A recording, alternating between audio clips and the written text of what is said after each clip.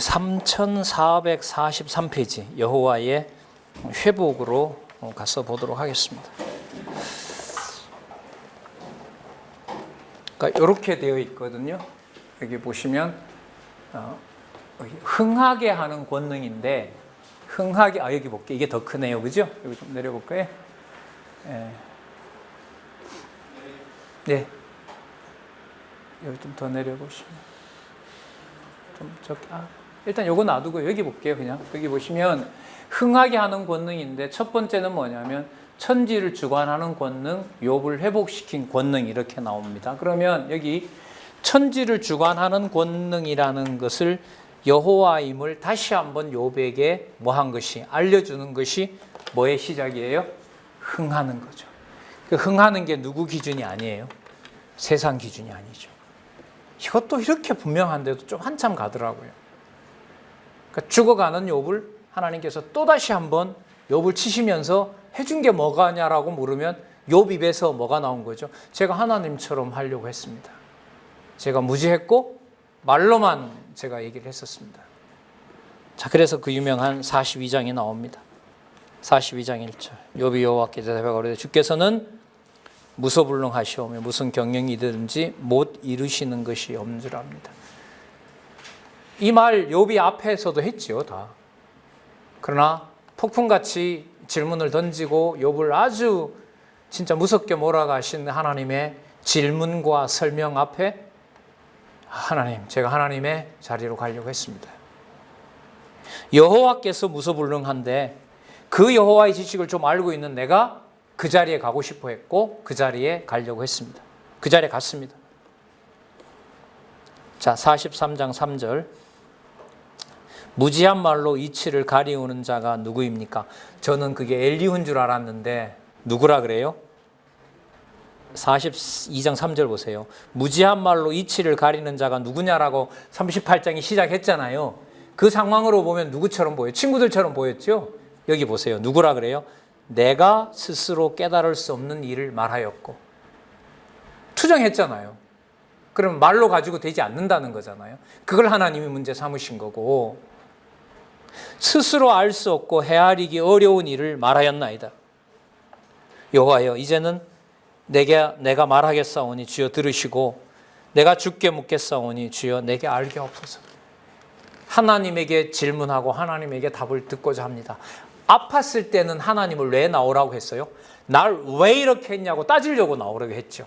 지금은 죽이는 분이 하나님이시고 살리는 분이 하나님이시고 그 모든 걸 그러니까 이 마음조차도 욥이 한 방 맞았기 때문에 회개한 게 아닙니다. 여기서 또 사람 조건으로 가면 안 돼요. 이런 마음이 들도록 누가 해 오신 거예요? 여호와께서 뭐 하게 하신 거죠? 여호와께서 흥하게 하신 거예요. 흥하게 하신 거예요. 그래서 42장 5절에 이제는 눈으로 주를 배움나이다. 그러므로 내가 스스로 하나고 티끌과 제 가운데 뭐 한다 그래요? 뭐 한다 그래요? 회개한다 그러잖아요. 회개한다. 뭐 되려고 했던 거? 하나님과 같이 되고자 했던 거.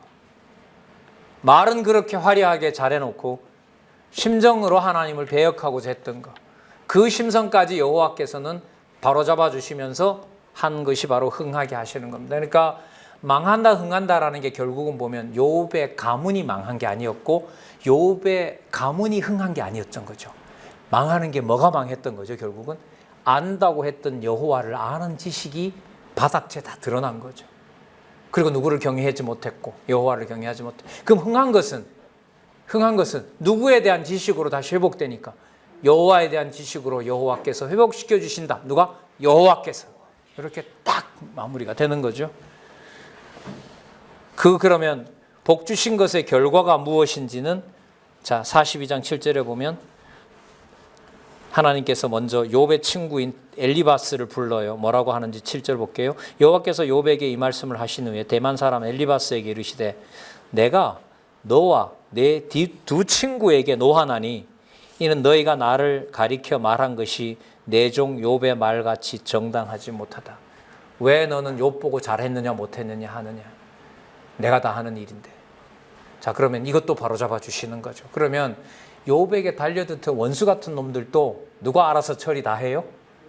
여호와께서 다 해요. 그냥 우리 속된 말이 아니라 원칙론으로 말하면 우린 우리 갈 길 가면 돼요. 하나님의 성도로 열심히 공부해서 준비된 대로 만나는 자에게 하나님의 살아계심을 증거하도록 하실 겁니다. 하나님께서 반드시. 그러면서 8절에 수송아지 7과 수양 7을 가지고 내 종 욥에게 가서 너희를 위하여 번제를 드리라. 내 종 욥이 너희를 위하여 기도할 것인즉 내가 그를 기쁘게 받으리니 너희의 우매한 대로 너희에게 갚지 아니하리라. 그럼 욥이 이럴 땐 또 뭐가 돼요? 아까 어떤 대우 받았다 그랬죠? 거리에 나가면 왕의 대접 받았죠. 지금은 뭐예요? 제사장이죠. 아까 친구들 앞에서 말 변론 잘했죠. 뭐예요? 선지자죠. 분명하죠, 메시아가. 이렇게 복음서가 연결될 줄 몰랐어요. 이게 이렇게 해서 복음서로 갈 줄 몰랐어요. 그리고 준비하는 방식은 혈통 방식으로 하나님이 메시아 준비하는 거 아니다.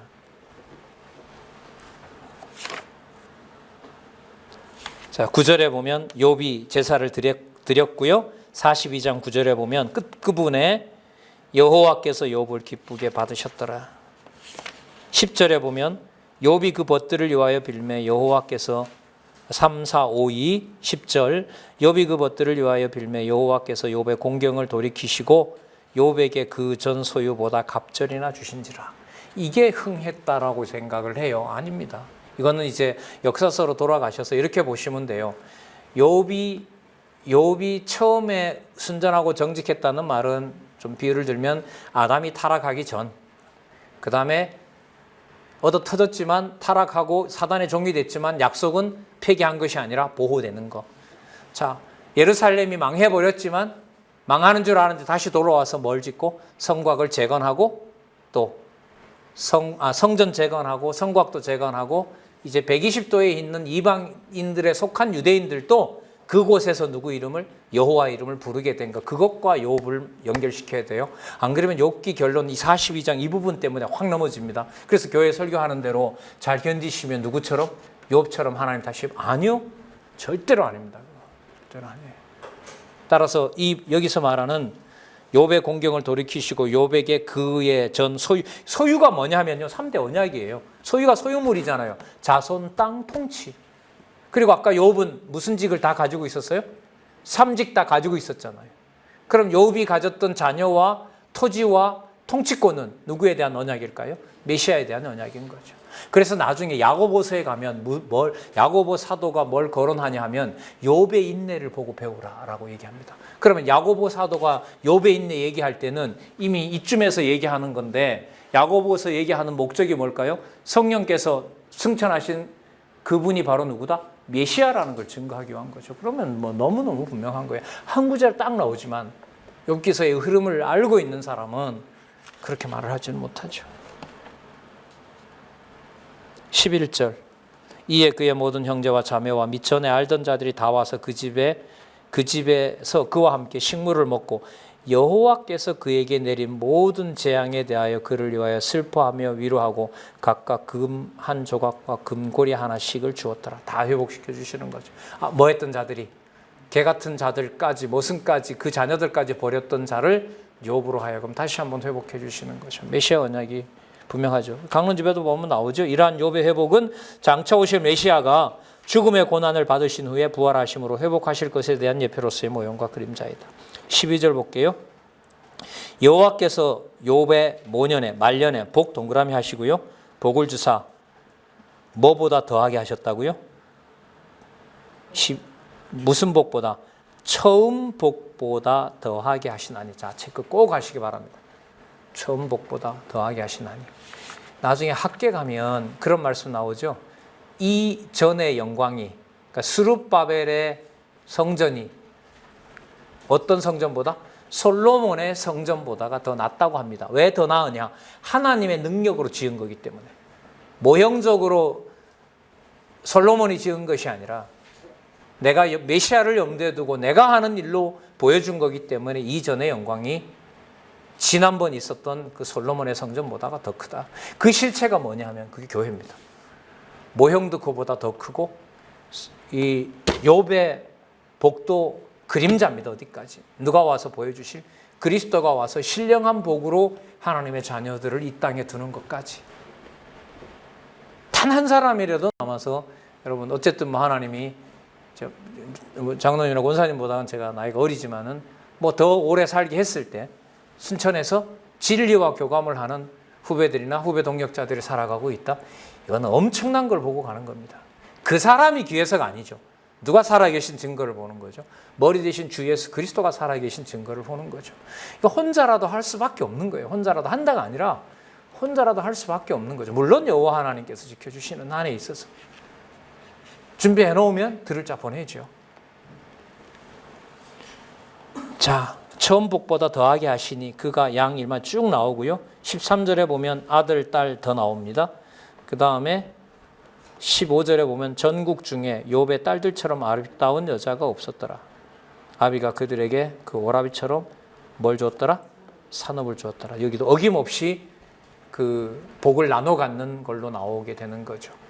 그 이방자 사람이기도 하고요. 나중에 여러분 여기 돌아와서 돌아오지 않은 어디까지 120도에 있는 유대인에게도 주죠. 그리고 당시에 통치를 모르드게가 하죠. 그러면서 지방에 있는 그 자들도 유대인이 되기 위해서 막 앞다투어 여호와 부르겠다고 나서죠. 이 내용이야말로 욥기서 그 전체 구조 속에서 너무나 명확하죠. 볼륨은 어디에다 뒀어요? 4장에서부터 37장까지 누구를 소개하는 여호와의 전능성을 욥의 입술로 소개하는 데다가 두셨지만 욥으로 하여금 또 뭘 38장부터 욥을 교육하기 위해서 입술과 다른 욥의 한스러움을 38장에 가서 회복해 주시면서 무너진 성전을 다시 누가 세운다? 내가 세우는 거다. 너 하나님 되려고 했다. 아니지 않느냐. 내가 하나님이다. 내가 전능자다. 뭐라고 제가 말씀을 드리겠습니까? 그리고 본래 줬던 3대 언약은 그대로 이루어 가시는 거죠. 자, 그래서요. 이제 시편 1장 1편에 가면 복 있는이라고 나올 때 욥기 내용 전체에 결론적으로 나와 있는 42장의 복 내용을 섭리를 통한 언약과 연관을 시키지 않고 복 있는 사람으로 가면 될까요? 안 될까요? 절대로 안 됩니다. 제 말에 문제가 있으면 4월에 포럼을 하겠습니다. 페이지를 그냥 이어놓은 이유가 그냥 단순히 한 권이다라는 걸 얘기하려는 게 저는 절대로 아니라고 보고요. 반드시 욥기 전체 구조가 한눈에 들어오고 다윗과 솔로몬과 주로 다윗의 글이죠. 다윗을 통해서 얘기하는 무슨 성? 무슨 성? 신실성. 그러니까 이렇게 되는 거죠. 전능하신 능력을 바탕으로 무슨 성을 보여주려는 거죠? 신실성을 보여줘요. 그러면 신실성을 보일 때 무슨 능력이 드러날까요? 무시무시한 하나님의 전능성이 드러납니다. 다시요. 시편의 구조를 이제 잠시 저희들이 남은 시간 살펴볼 거거든요. 시편의 구조를 보시면 하나님의 무슨 성을 전제로 한다? 전능성을 전제로 한다. 전능성은 망하게 하려는 것이 아니라 회복된 3대 언약으로 회복시키면서 누구에 대한 지식? 여호와에 대한 지식을 새롭게 하고 선명하게 하는 것이 뭐의 목적이다? 여호와 계시의 목적이고 그게 시가서의 목적이고 그걸 우리가 보통 뭐라 부르느냐? 여호와에 대한 찬양이라 부르고 장차 오셔서 여호와께서 보내실 메시아가 부를 찬양이라고 해서 우리가 뭐라 부른다? 찬양을 통해 그리스도를 언약하는 내용이다. 이렇게 연결이 되는 겁니다. 이 흐름 너무너무 중요합니다. 이 논리적 흐름. 자,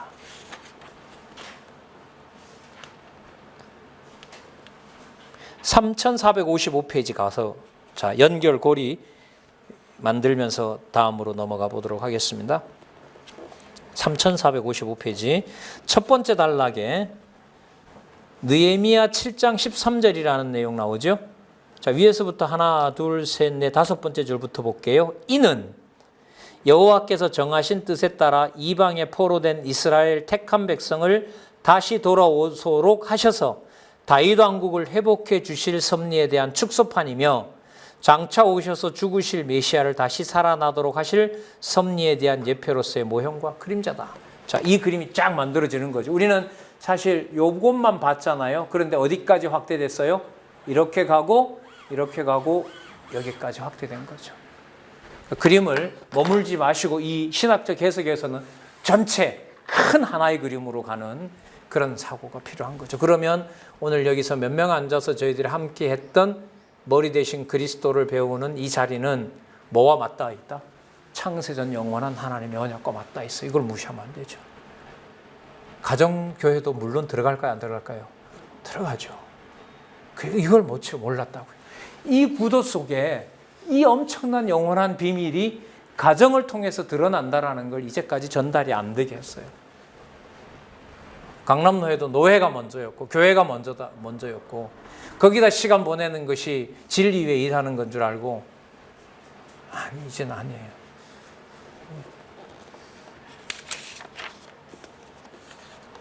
자, 3, 4, 5, 7에 가서 보시면 무슨 그림 나와요? 예? 이 그림이 이쯤 왜 나오는지 아시겠죠? 예, 강론집에 있는 이 도표 있죠? 지금 어느 도표 나요? 어디요? 이거잖아요. 이거 성경 개론 273페이지에 새로 된 책에 나오는데 그래서 이 도표가 나오는 자리는 저자가 의도해서 그 자리에 나옵니다. 그걸 설명하는 사람은 전 설명해 줄 필요가 있다고 봐요. 자, 이제 요 그림이 왜 여기 나왔는지. 자, 42장 내용이 방만하잖아요. 그걸 한눈에 딱 볼 수 있도록 요 도표를 딱 그려놓고 있는 겁니다. 이제 10대 학생 같으면 다음 시간에 도표 시험 친다 이렇게 얘기합니다. 이제 신학교 같으면. 그 동그라미에 맞는 성경 구절도 옆에다 메모를 해라. 왜? 이 도표가 어디에 근거한지 아닌지, 어디에 근거했는지 안 했는지, 성경에 근거했는지 안 했는지 확인해봐라. 이런 예주문이 가는 거죠. 자, 여호와의 전능성을 어디로 이제 가서 쓰시느냐? 신실하신 분임을 깨닫게 하시는데 전능하신 능력을 씁니다. 그 주제가 이렇게 넘어가요. 죽느냐 사느냐, 내가 이러다 죽느냐 마느냐 문제가 아니라 이건 이제 초월해버렸어요. 신실성에 가면 여호와가 살아계시냐 안 살아계시냐, 이게 어떻게 여호와의 신실성이 되느냐, 더 좀 심각해지게 되는 거죠. 더 깊게 들어가는 거죠. 내가 죽느냐 사느냐가 아니라 죽어도 되고 살아도 되는데 여호와의 살아계신 여호와의 약속된 바가 여기서 끝나면 어떻게 되지? 여호와의 신실성은 지켜지는 거야? 이 질문이 바로 시편의 150편의 방대한 논리입니다. 자, 시편 1편, 2편을 잠시 보고요. 3편에서부터 89편, 90편에서부터 150편 이 구조를 여기서 이거 좀 더 집사님 좀 줄여주시겠어요? 한눈에 시편 다 볼 수 있도록, 글자가 좀 적어도 한눈에 좀 볼 수 있도록 더. 여기서 조금 더 키워주시고요. 자, 시편 1편 1장 1절 보겠습니다.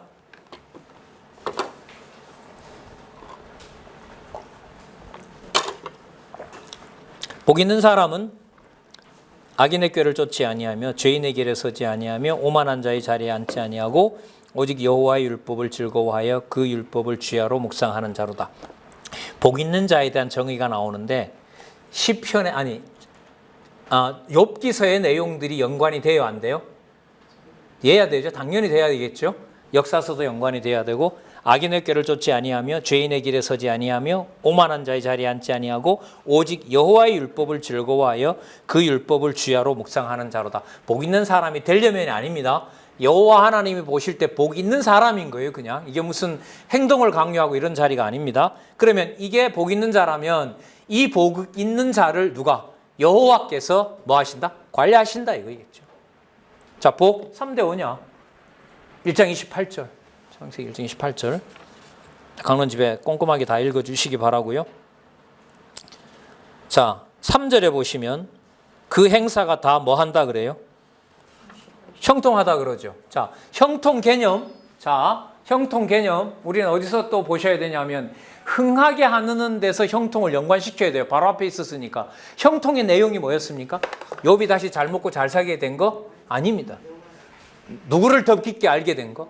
여호와를 더 깊게 알게 된 거. 그러면 복 있는 자로 확정해 주심으로 여호와는 뭘 드러내실까요? 신실하심을 드러낸다는 내용이 바로 시가서입니다. 시편입니다. 자, 그 다음에 4절에서부터 5절 보시면 악인은 그렇지 않음이요 오직 바람에 나는 교와 같도다.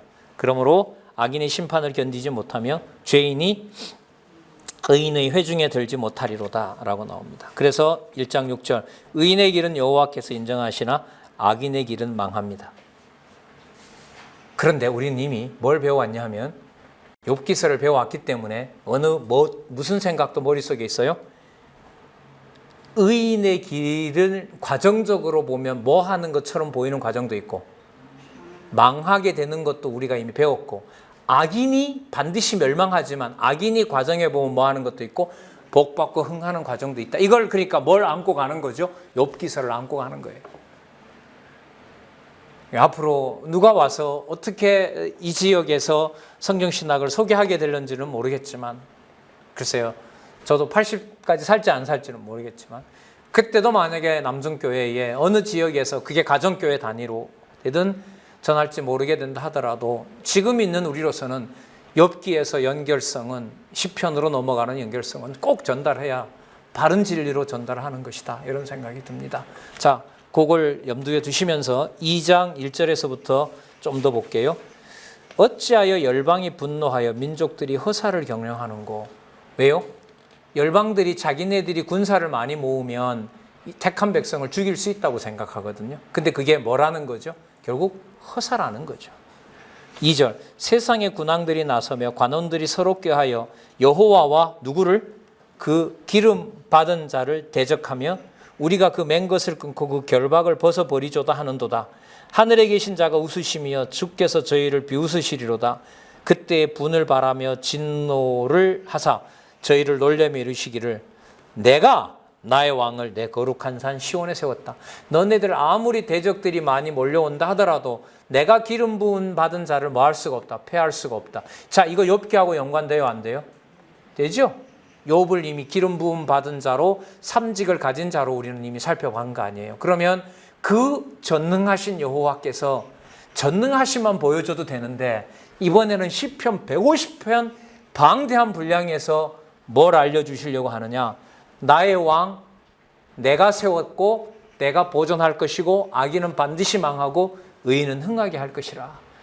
복이 더 하나 만들어지는 거죠. 그러니까 5가지라고 보지 마시고요. 이렇게 보시면 돼요. 하나님의 언약 백성을 보호해주는 보호막이 5개가 있다. 이렇게 보시면 돼요.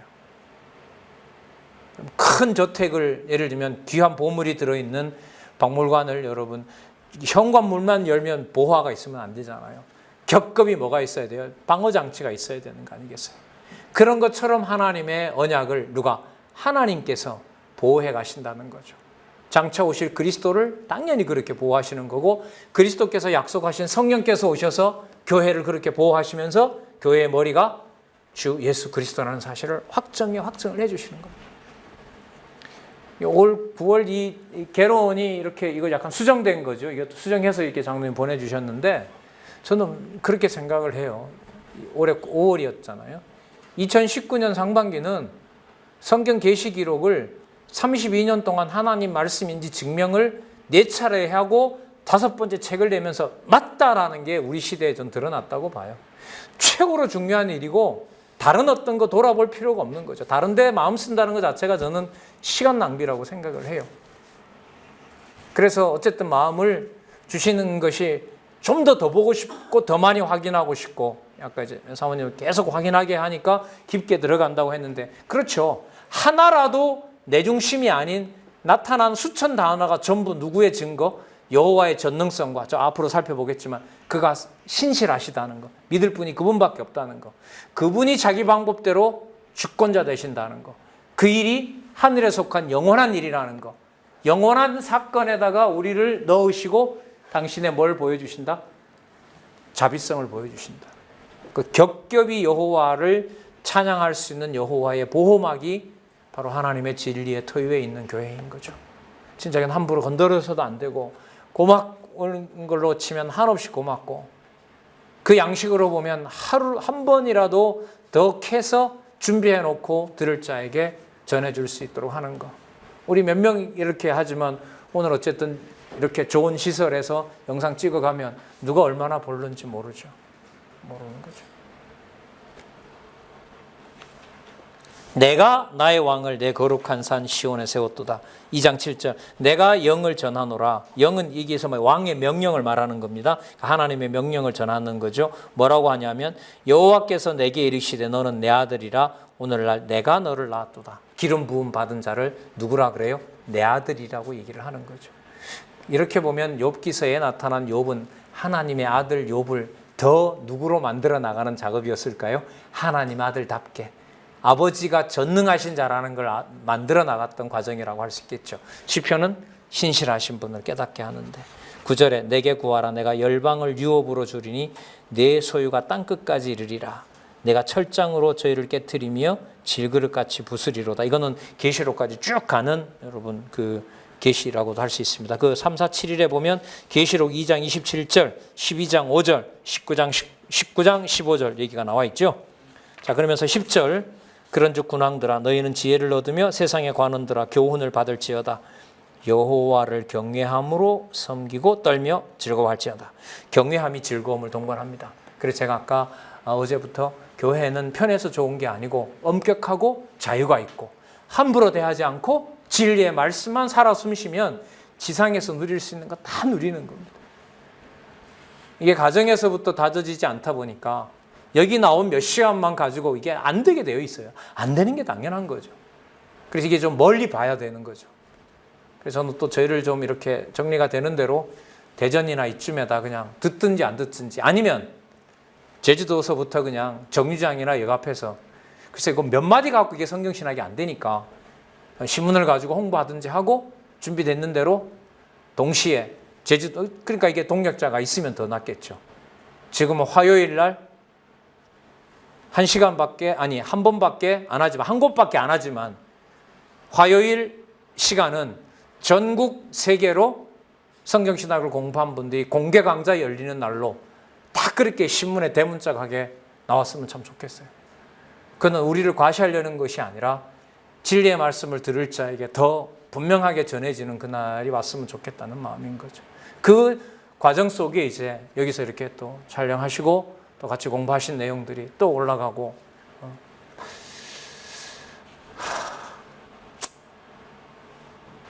자, 10절인가요? 10절 보겠습니다. 그런즉 군왕들아 너희는 지혜를 얻으며 세상의 관원들아 교훈을 받을지어다. 너희들 힘 크다고 자랑하지 말라는 거죠. 여호와를 경외함으로 섬기고 떨며 즐거워할지어다. 그 아들에게 입맞추라. 그렇지 않으면 진노하심으로 너희가 길에서 망하리니 그 진노가 급하심이라. 자, 여기 보세요. 아까 1장 1절에 시작했던 개념이 또 나오죠. 여호와를 의지하는 자는 다 뭐가 있다? 복이 있다. 그러면 아까 복 있는 사람 정의했어요? 열왕이 아무리 설쳐도 복은 끄떡도 없어요. 그 복은 결국 누구를 의지하게 해요? 여호와를 의지하게 해요. 여호와를 믿을 만한 분으로 의지하게 해요. 그걸 뭐라고 그래요? 신실성이라 그럽니다. 그럼 아까 중간에 보면 누가 몰려오도록 하셨어요? 하나님께서 열방이 몰려오도록 했죠. 대적이 몰려오도록 하셨잖아요. 그 대적이 몰려온 것이 하나님의 전능하신 능력으로 쓰시는 거예요. 어느 지경까지 쓰느냐? 과연 하나님이 있느냐라고 하는 정도까지 씁니다. 자, 그럼 이렇게 잘 보세요. 욥의 그 투정 가운데 하나님이 있느냐 없느냐 이런 고민은 해요, 안 해요? 질문이 하나님 왜 이러십니까? 라고 물었잖아요. 주로 거의 다. 그 말은 하나님이 있습니까 없습니까? 이렇게 물은 게 아니잖아요. 욥의 친구들도 지들 머릿속에 신이라는 관념이 있고 욥도 있어요. 그런데 뭐와 뭐가 부딪혀요? 신이 있다는 전제 속에 네 신과 내 신을 붙는 거 아니에요, 쉽게 말하면. 욥이 알고 있는 신과 친구들이 알고 있는 신을 하나님께서 거기서 그 변론을 시키는 거 아닙니까? 그러니까 욥기에 보면 욥이 하나님이 있느냐 없느냐 고민이 아니고 있는데 나한테 왜 이러십니까 이거예요. 내 신실성이 가면 상황이 어떻게 되느냐. 하나님 약속해줬는데 하나님 없는 것 같은데요 라는 지경까지 더 몰아갑니다. 그러면 상황이 뭐가 돼요? 더 욥기보다 어떻게 돼요? 더 심각해지죠. 더 심각해지는 만큼 목적은 어디에 있느냐? 당신이 살아계시고 없는 것처럼 보이지만 그분은 반드시 뭐한다? 약속한 대로 여호와를 의지하는 복 있는 자, 의인은 반드시 뭐 하신다? 언약하신 대로 이루어 가신다. 그러니까 상황으로 보면 더 심각한 상황까지 몰아가는 것이 신실성입니다. 그 내용을 남은 시간 동안 도표를 통해서 잠시 말씀을 드릴게요. 나중에 꼭 또 확인하시기 바랍니다. 여기 보시면 자, 여기서부터 말씀을 드릴게요. 자, 세우신 찬양시 1편과 2편이에요. 1편과 2편에 보면 내용은 뭐였죠? 복 있는 사람은 여호와를 결국 반드시 의지하게 한다. 누가 몰려오더라도 대적들이 세상의 왕이 몰려오더라도 반드시 하게 한다. 그런데 지금 내용은 뭐냐 하면 3편에서부터 89편은 대적이 몰려와서 어느 정도로 여호와 하나님의 존재를 흔들어 놓는지를 여기서 약속을 하고 있어요. 뭐 하게 하려고? 누구 이름 부르게 하려고? 여호와 계세요 이거 말하게 하려고. 근데 욥이 아까 이런 고민은 안 했어요. 욥의 아까 질문은 하나님 계신 건 맞는데 왜 이러세요? 이게 질문이었거든요. 그런데 시편은 더 들어갑니다. 하나님이 있는 건 맞아요. 이렇게. 자, 왜 그런 질문을 하느냐? 잘 보세요. 대적의 멸망 기원시가 41편까지 나오는데 대적이 몰려왔거든요. 근데 아까 1편과 2편의 약속에 보면 대적은 뭐 한다고 했어요? 망한다고 했죠. 그런데 누가 몰려왔어요? 대적이 몰려왔어요. 대적이 몰려와서 하는 짓이 뭐냐 하면 언약 자손들을 욕보여요. 분명히 대적은 뭐 한다고 했는데 망한다고 했거든요. 그런데 뭐 해요? 대적이 언약 자손을 뭐 합니까? 욕보여요. 그러면 당장 말이 나올 수밖에 없죠. 하나님 어디 계십니까? 하나님 계신 건 맞아요. 근데 우리 한번 짚어볼게요. 여러분 신앙생활 하면서 하나님이 있는지 없는지 가지고 한 며칠 우려보셨어요?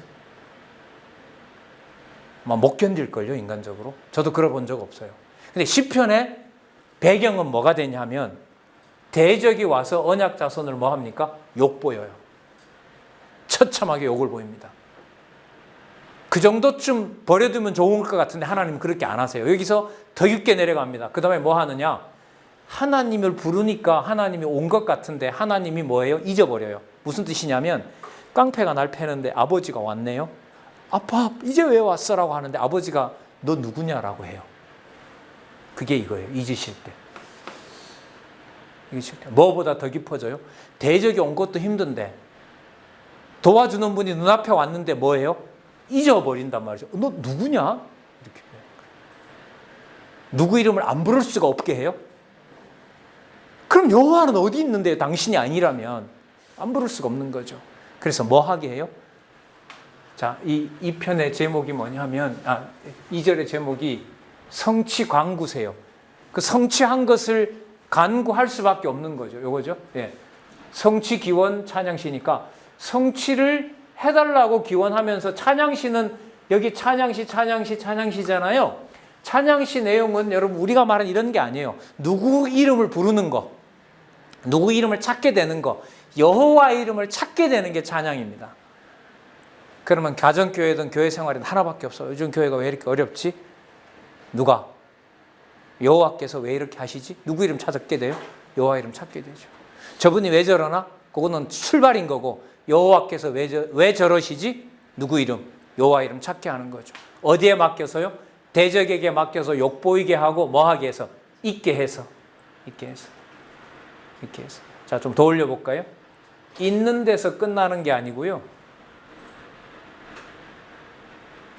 좀 더 올려볼까요? 근데 멀리 있어서 잘 안 되는구나. 안 올라가요? 여기 이빨 건드려야 되나? 자, 그러면 제가 메모 있으니까요. 제가 메모 가지고 말씀을 드릴게요. 올라가요? 예. 예.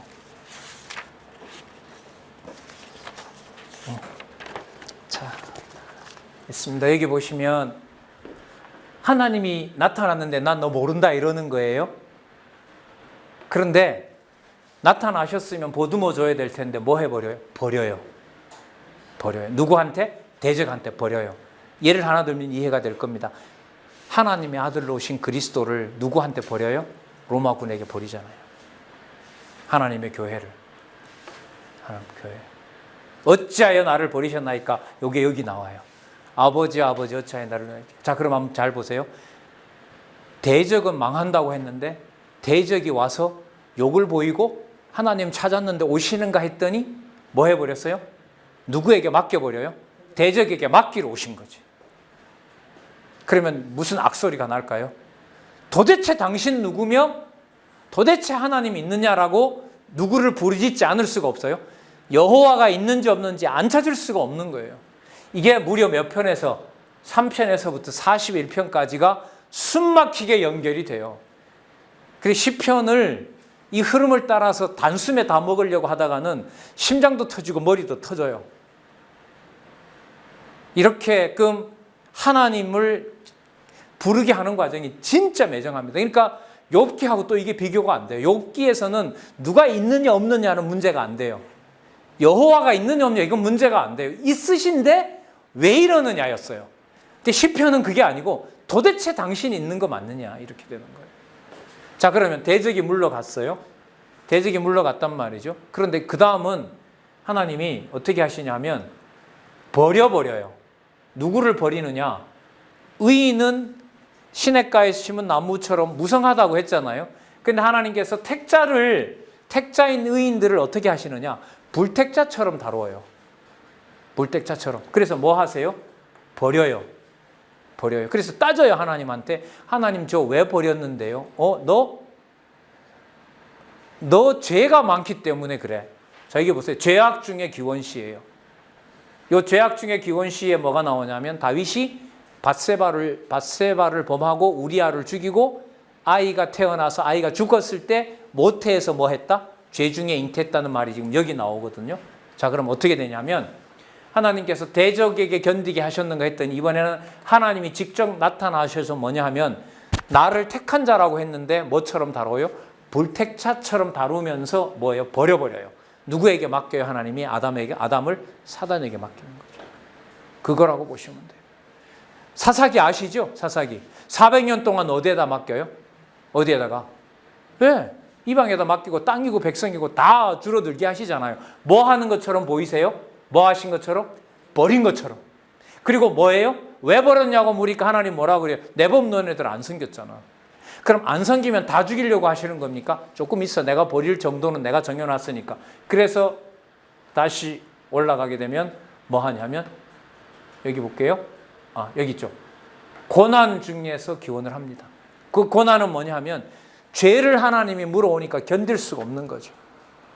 예를 들면 하나님께서 택한 백성인데 빨리 보듬어 주지 않고 뭐라 하냐면 너 어렸을 때 기억 안 나지? 네, 안 나는데요. 근데 내가 기억나게 해줄게. 그때 너네들이 나를 절대로 섬기지 않았어. 그러니까 태생부터가 나를 버릴 놈들이야. 나를 잊어버릴 자들이야. 그래서 내가 뭐 하겠어? 버려야 되겠어. 그럼 딱 끝에 배수진을 치고 몰렸어요. 하나님이 한 번 더 물면 벼랑으로 밀쳐져 죽어요. 그럴 때 누구 이름 안 부를 수 없어요. 하나님 하나만 좀 물어보면 안 돼요. 그럼 뭘 물어보려고? 나 언약 자손이라 한 거 그거 그럼 끝나는 겁니까? 무효가 되는 겁니까? 아니. 거기서 그 지경까지 누구를 찾아가게 하세요? 여호와를 찾아가게 하세요. 그게 바로 뭐냐 하면 고난 중이세요. 자, 그러면 됐어요. 대적이 왔는데도 여호와 하나님 생각나게 했어요. 혼자 있는데도 여호와 하나님께서 뭐예요? 불택자처럼 다루셔서 나를 죽이려고 하시는 것 같아요. 그런데 택한 백성임을 알려주셨어요. 그런데 택한 백성으로 이제 깨닫게 하셨으니까 누구를 섬기면 돼요? 하나님 섬기면 되죠. 이것마저도 하나님이 섬기게 해야 섬깁니다. 그게 바로 뭐냐 하면 73편에서부터 89편까지 언약 성취의 기원시예요. 언약 성취의 기원시에 보면 뭐가 나오냐면 버림 중에서 기원하게 하고 파멸 중에서 기원하게 하고 환난 중에서도 기원하게 해요. 예를 들어 드릴게요. 버림 중에서 기원하게 한 시는 뭐냐 하면 400년 동안 언약 자손을 누구에게? 원주민에게 버리는 거 생각하시면 돼요. 또 북쪽 이스라엘과 남쪽 유다를 갈라서 북쪽 이스라엘은 어디에다가? 아수르에다가. 남쪽 유다는 어디에다가? 바벨론에다가. 누구 이름까지 파멸시켰어요? 여호와 이름까지 불태웠어요. 이게 요 문제예요. 자, 그럼 잘 보세요. 여호와가 버리는 줄 알았는데 여호와께서 회복해 줬어요. 근데 여호와 이름을 부르려고 성전에 딱 왔는데 뭐가 불타고 없어요? 성전이 불타고 없어요. 누구 이름에 불타버린 거예요? 여호와 이름에 불탄 게 이게 지금 이 상황이에요. 그리고 엄청난 환란 가운데 있는 거죠. 환란은 무슨 환란이에요? 야, 바벨론이 뭐라고 조롱하냐면 성전 없지? 없다. 그 성전 우리가 불태웠다. 너네들 범죄해서 너네들 신이 우리 보고 불태우라 그러더라. 그 조롱 가운데 있는 것이 환난입니다. 누구를 그렇게 하신다고요? 복 있는 자를. 그럼 복 있는 자는 결국은 누구 이름을 부르게 되는 거죠? 여호와 이름을 찾지 않으면 안 되게 하죠. 그런데 아까 그 본문에 보면 2장 2편 끝에 보면 여호와를 뭐하게 하는 자가 복이 있다 그랬죠? 여호와를 경외하는 자가 복이 있다고 하는 거죠. 만약에 시편이 89편에서 끝났으면 아마 저 같은 사람은 성경이야말로 비진리다. 왜? 1편과 2편에서는 형통하다 그러고 유업, 3대 언약도 이루신다고 했는데 3편에서부터 89편을 보니까 전부 뭐 하는 과정이었다. 다 버리는 과정이었고 누구 이름마저도 버리게 된다. 여호와 이름마저도 버리게 된다. 그런 여호와 우리가 어떻게 믿느냐 이렇게 되는 거죠. 그래서 90편부터가 놀라운 시인 거예요. 성취에 대한 찬양시에 보면 두 개 되어 있죠. 여호와의 통치 찬양시. 여호와께서 통치하면서 뭐가 드러나죠? 여호와의 권능이 드러나게 되는 겁니다. 그러면 땅에 하나님의 성전이 불에 탔다면 하나님의 성전은 땅에 속한 것은 아닌 거죠. 땅에 있는 성전이 불탔다고 해서 하나님이 불탄 건 아니잖아요. 그러면 그 하나님의 성전은 어디에 있어요? 하늘에 속한 성전이죠. 여기로 갑니다. 여기로 갑니다. 땅에서 불탄 성전이 진짜가 아니라 어디에 있는 창세전 영원한 세계에 누구에게 준? 메시아에게 준 그 성전을 보면서 여호와의 통치, 3대 언약, 자손 땅 통치를 찬양하게 하는 내용이 90편에서부터 150편까지입니다. 자, 요 사이에 뭐가 들어간다고요? 지상에 있는 성전이 뭐 하는 거? 불타는 거. 그래서 누가 보더라도 지상에는 누가 없다. 하나님이 없다. 하나님 불탔다라는 말이 나올 때까지. 그래서 비명을 지르는 거죠. 누가 어디 있느냐고.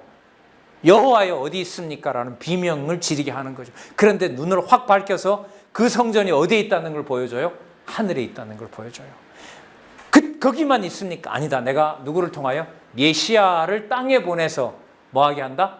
보수하고 회복해서 여호와의 권능을 말씀으로 회복해서 이 땅에 여호와의 이름이 충만하도록 누구에게만 해당하는 것이 아니라 누구에게만? 유대인에게만 해당하는 것이 아니라 이방인들도 만방에 아까 12개 왕들이 온다 그랬잖아요. 12개 왕들이 와서 누구의 이름을 부르도록 여호와의 이름을 부르도록. 그래서 여호와의 이름이 불에 탄 것처럼 보이지만 나중에 보니까 하늘에 있는 나라가 땅에 옴으로써 지상에 있는 거는 다 태우고 하늘에 약속한 나라를 지상에서 뭐 한다? 누구를 통하여? 메시아를 통하여 이루실 것이라는 내용을요. 다윗과 솔로몬과 모세와 같은 또 고라 자손과 같은 언약 자손들이 뭐 하는 거죠? 학수고대하고 있는 내용이 바로 시편입니다. 이 시편의 구조 내용이 진짜 대단합니다. 그래서 시편을 읽는 재밌는 방법이 있는데요. 자, 세우신 언약을 찬양했으니까 세웠으니까 뭐 해주시면 돼요? 성취하면 되죠. 그 성취 찬양하면 되거든요. 그래서 한번 경험 한번 해보세요. 1편과 2편을 읽고요. 3편부터 89편 읽지 마세요. 읽지 마시고 90편을 바로 읽으면 기가 막히게 연결이 됩니다. 열왕들이 다 망하게 되고 복 있는 자 형통하다고 했는데 90편에 가면 인생들은 다 허무하며 하늘에 있는 하나님의 통치는 영원합니다라고 90편부터 나오죠. 그 논리적 연결로 보면 뭐가 없어도 되느냐? 3편에서부터 89편 빼도 돼요. 근데 빼면 안 되죠. 이게 성경인데. 그럼 왜 들어가 있느냐? 하늘에 있는 나라, 지상에 있는 하나님의 성전은 불에 타면서도 지상에 오신 그리스도가 뭐예요? 찢겨서 죽으시지만 그분이 죽는 것이 아니라 영원한 나라와 성전은 어디에 있다? 하늘에 있다는 사실을 확증해 주기 위해서 부활을 섭리하신 것처럼 약속하신 내용을 이루는 과정에 지상에서는 누구 이름마저도 불타게 한다? 여호와의 이름마저도 불타게 해서 여호와를 찾지 않을 수 없게 하는 거죠. 도대체 어디 계십니까? 어디 있냐고? 자, 여기서 어디로 간다고요? 여기로 갑니다. 그럼 메시아가 오시겠네요. 그럼 메시아 오지. 그럼 어제부터 오늘까지 욥기에서부터 시가서 이 내용에 저는 지금 논리적 흐름을 설명드린 거잖아요. 주로 이 흐름을 빼고 마태복음에 있는 예수가 천국의 주인으로 오셨고 그가 지금 그 삼직을 가지고 오시고 하나님의 아들로서 영원한 대속사역을 하시는 바로 그분이 하나님이시더라는 걸, 이 흐름을 빼고 설명을 저는 하면 안 된다고 봅니다. 이 흐름을 일단은 좀 큰 흐름 속에서 알려드리기 위해서 이렇게 알려드린 거고요. 다음에 와서는 앞부분에 지금 좀 아쉽긴 하지만은요, 그래도 약속은 우리의 약속이니까 제가 정리해서라도 7권 앞부분을 일단 말씀을 드릴 거예요. 이 부분은 몇 편까지냐면 97편까지니까요.